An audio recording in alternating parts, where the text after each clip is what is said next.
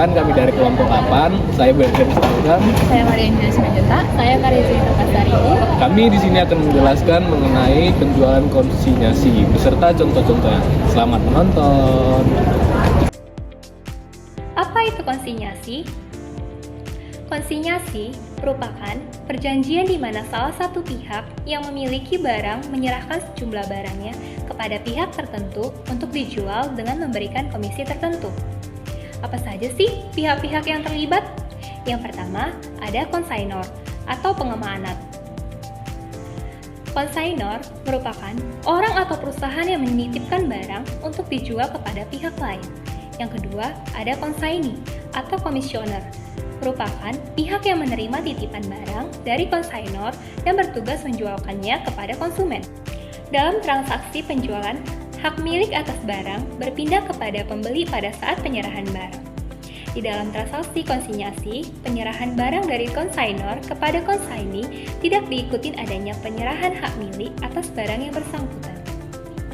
Karakteristik penjualan konsinyasi. Yang pertama, barang-barang konsinyasi harus dilaporkan sebagai persediaan oleh pengamanat karena hak milik atas barang-barang konsinyasi masih berada di tangan pengamanat. Barang-barang konsinyasi tidak boleh diakui sebagai persediaan oleh pihak komisioner atau konsaini. Yang kedua, pengiriman barang konsinyasi tidak mengakibatkan timbulnya pendapatan, baik bagi pengamanat maupun bagi komisioner sampai barang dagangan dapat dijual kepada pihak ketiga. Yang ketiga, pihak pengamanat atau konsainor. Sebagai pemilik barang tetap bertanggung jawab sepenuhnya terhadap semua biaya yang berhubungan dengan barang-barang konsinyasi sejak saat pengiriman sampai dengan saat komisioner berhasil menjual barang tersebut kepada pihak ketiga, kecuali ditentukan lain dalam perjanjian di antara kedua belah pihak. Yang keempat, komisioner dalam batas kemampuannya mempunyai kewajiban untuk menjaga keamanan dan keselamatan barang-barang komisi yang diterimanya itu. Oleh karena itu, komisioner perlu menyelenggarakan administrasi yang baik dan tertib. Mengapa komisioner memilih untuk melakukan konsinyasi? Yang pertama, untuk lebih memperluas pasaran yang dapat dijamin oleh seorang produsen, pabrikan, atau distributor. Yang kedua, resiko-resiko tertentu dapat dihindari oleh konsainor. Lalu, mengapa konsaini memilih untuk melakukan konsinyasi? Yang pertama, konsaini dilindungi dari kemungkinan resiko gagal untuk memasarkan barang-barang tersebut atau keharusan menjual dengan rugi. Kedua, risiko rusaknya barang dan adanya fluktuasi harga dapat dihindarkan. Yang ketiga, kebutuhan akan modal kerja dapat dikurangi sebab adanya barang-barang konsinyasi yang dititipkan oleh pengamanat. Yang keempat, komisioner tidak mengeluarkan biaya operasional penjualan konsinyasi karena semua biaya akan diganti atau ditanggung oleh konsainor. Yang kelima, konsaini dilindungi dari kemungkinan resiko gagal untuk memasarkan barang-barang tersebut atau keharusan menjual dengan rugi. Sistem operasi penjualan konsinyasi. Perjanjian antara konsainor dan konsaini. Yang pertama, beban-beban pengeluaran komisioner yang akan ditanggung oleh pengamanat. Kedua, kebijaksanaan harga jual dan syarat kredit yang harus dijalankan oleh komisioner atas instruksi dari pengamanat. Yang ketiga, komisi atau keuntungan yang akan diberikan oleh pengamanat kepada konsaini.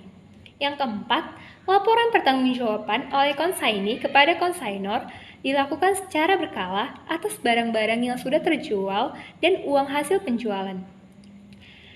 Yang kelima, garansi yang harus ditanggung oleh konsainor atas barang-barang yang telah dijual oleh konsaini. Akuntansi untuk konsinyasi. Yang pertama ada metode terpisah.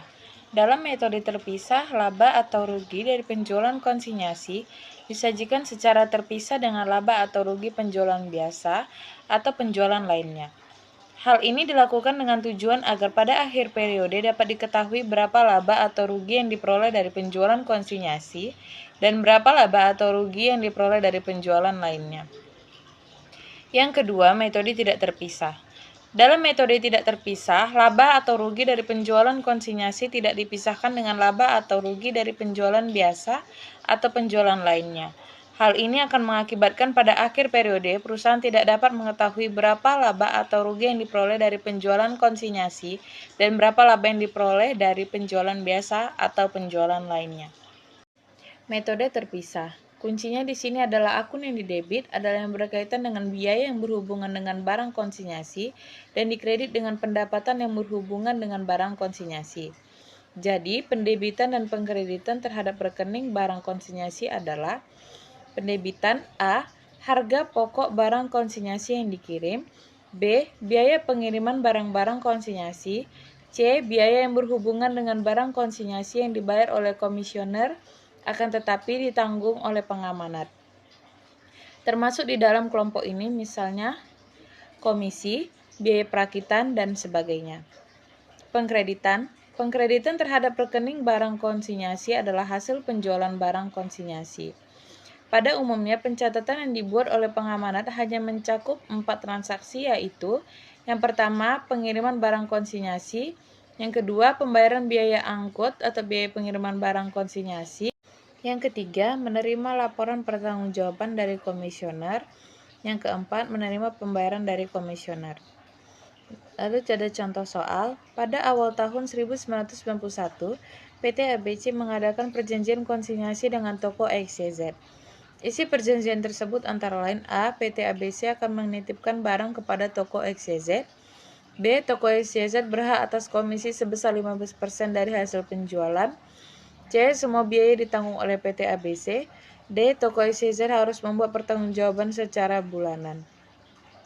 Transaksi yang berhubungan dengan perjanjian konsinyasi tersebut untuk bulan Januari 1991 adalah A. PT ABC mengirim 100 unit barang yang dalam keadaan CKD ke toko XYZ. Harga pokok barang tersebut 300.000, sedangkan harga jual ditentukan senilai 500.000. B. PT ABC membayar biaya angkut sebesar 500.000. C. Toko XYZ menerima kiriman barang dari PT ABC dan membayar biaya perakitan sebesar 200.000. D. Toko XYZ berhasil menjual seluruh barang dagangan secara tunai. E. Toko XYZ mengirimkan laporan hasil penjualan ke PT ABC. F. Toko XYZ mengirimkan kas yang menjadi hak PT ABC, yaitu penjualan 100 dikali 500.000, komisinya 15%, yaitu 7.500.000, biaya yang dikeluarkan 200.000, sehingga kas yang dikirim adalah 42.300. Jurnalnya, transaksi pertama, didebit barang konsinyasi senilai 30 juta dan dikredit persediaan senilai 30 juta. Transaksi kedua, didebit barang konsinyasi 500.000 dan kas dikredit 500.000. Transaksi 3 dan transaksi 4 tidak dicatat oleh PT ABC. Transaksi 5, didebit piutang komisioner senilai 42.300. Lalu didebit lagi barang konsinyasi senilai 7.200 dan dikredit ada barang konsinyasi sebesar 50 juta. Transaksi ke-6, kas didebit 42.300. Lalu dikredit piutang komisioner senilai 42.300. Lalu ada metode tidak terpisah. Di dalam metode laba atau rugi dari kegiatan konsinyasi tidak dipisahkan dengan laba atau rugi dari kegiatan yang reguler. Oleh karena itu, biaya dan pendapatan yang berhubungan dengan kegiatan konsinyasi dicampur dengan pendapatan dan biaya yang reguler. Pada umumnya, pencatatan yang dibuat oleh pengamanat di dalam metode ini hanya mencakup 3 transaksi, yaitu A. Pembayaran biaya angkut atau biaya pengiriman barang konsinyasi. B. Menerima laporan pertanggungjawaban dari komisioner. C. Menerima pembayaran dari komisioner. Lalu ada contoh soal, yaitu yang pertama, PT ABC akan menitipkan barang-barang kepada toko XYZ. Kedua, toko XYZ berhak atas komisi sebesar 15% dari hasil penjualan. Ketiga, semua biaya ditanggung oleh PT ABC. Keempat, toko XYZ harus membuat pertanggungjawaban secara bulanan. Transaksi yang berhubungan dengan perjanjian konsinyasi tersebut untuk bulan Januari 1991 adalah yang pertama, PT ABC mengirim 100 unit barang yang dalam keadaan CKD ke toko XYZ. Harga pokok barang tersebut senilai 300.000, sedangkan harga jual ditentukan 500.000. Yang kedua, PT ABC membayar biaya angkut sebesar 500.000. Yang ketiga, toko XYZ menerima kiriman barang dari PT ABC dan membayar biaya perakitan sebesar 200.000. Lalu kita masuk ke pencatatannya. Transaksi 1 tidak dicatat. Transaksi 2 didebit biaya transport sebesar 500.000 dan dikredit kas senilai 500.000. Transaksi kedua didebit barang konsinyasi senilai 500.000 dan dikredit kas senilai 500.000. Transaksi ketiga tidak dicatat. Transaksi keempat juga tidak dicatat oleh PT ABC. Transaksi 5 piutang komisioner didebit senilai 42.300. Biaya didebit senilai 7.700.000. Lalu harga pokok penjualan didebit sebesar 30 juta. Lalu barang konsinyasi dikredit 50 juta dan persediaan senilai 30 juta dikredit. Transaksi 6 didebit kas senilai 42.300 dan piutang komisioner dikredit sebesar 42.300. Dalam metode ini, semua laba ataupun rugi yang diperoleh dari kegiatan konsinyasi akan disajikan secara terpisah dari rugi laba yang biasa. Untuk memisahkan tersebut, maka pendapatan dan biaya yang berhubungan dengan kegiatan komisioner juga harus dipisahkan. Alat yang digunakan untuk mengumpulkan pendapatan dan biaya tersebut adalah rekening barang komisi. Rekening ini akan didebit dengan biaya yang berhubungan dengan barang komisi dan kredit dengan pendapatan yang berhubungan dengan barang komisi. Jadi pendebitan dan pengkreditan terhadap rekening barang komisi adalah pada awal tahun 1991 PT ABC mengadakan perjanjian konsinyasi dengan toko XYZ. Isi perjanjian tersebut antara lain, yang pertama itu PT ABC akan menitipkan barang kepada toko XYZ. Yang kedua, toko XYZ berhak atas komisi sebesar 15% dari hasil penjualan. Yang ketiga, ada semua biaya ditanggung oleh PT ABC. Dan yang terakhir, ada toko XYZ harus membuat pertanggungjawaban secara bulanan. Transaksi yang berhubungan dengan perjanjian konsinyasi tersebut untuk bulan Januari 1991 kita bisa lihat di sini. Yang pertama ialah PT ABC mengirim 100 unit barang yang dalam keadaan CKD ke toko XYZ. Harga pokok barang tersebut sebesar 300.000, sedangkan harga jual ditentukan sebesar 500.000 rupiah. Yang kedua, PT ABC membayar biaya angkut sebesar 500.000 rupiah. Yang ketiga, toko XYZ menerima kiriman barang dari PT ABC dan membayar biaya perakitan sebesar 200.000 rupiah. Yang keempat, ada toko XYZ berhasil menjual seluruh barang dagangan secara tunai. Yang kelima, toko XYZ mengirimkan laporan hasil penjualan ke PT ABC. Yang keenam, toko XYZ mengirimkan kas yang menjadi hak PT ABC, yaitu penjualan 100 dikali 500.000 sama dengan 50 juta, komisi 15%, jadi 7.500.000, biaya 200.000 ditambah 7.700.000. Kas yang dikirim itu sebesar 42.300.000. Dan yang selanjutnya ialah jurnal yang dibuat oleh toko XYZ adalah transaksi 1. Transaksi ini tidak dicatat.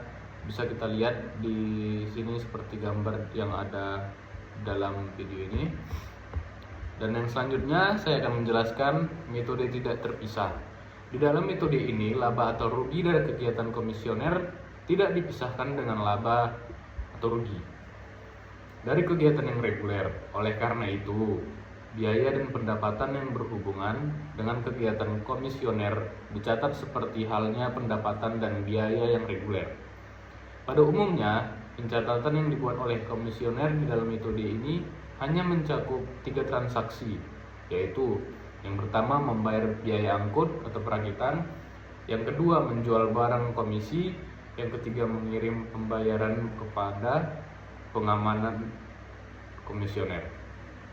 Contoh, pada awal tahun 1991 PT ABC mengadakan perjanjian konsinyasi dengan toko XYZ. Ini perjanjian tersebut, isi perjanjian tersebut antara lain, yang pertama ialah PT ABC akan menitipkan barang kepada toko XYZ. Yang kedua, toko XYZ berhak atas komisi sebesar 15% dari hasil penjualan. Yang ketiga, semua biaya ditanggung oleh PT ABC. Dan selanjutnya, transaksi yang berhubungan dengan perjanjian konsinyasi tersebut untuk bulan Januari 1991 adalah PT ABC mengirimkan 100 unit barang yang dalam keadaan CKD ke toko XYZ. Harga pokok barang tersebut ialah sebesar Rp300.000, sedangkan harga jual ditentukan sebesar Rp500.000.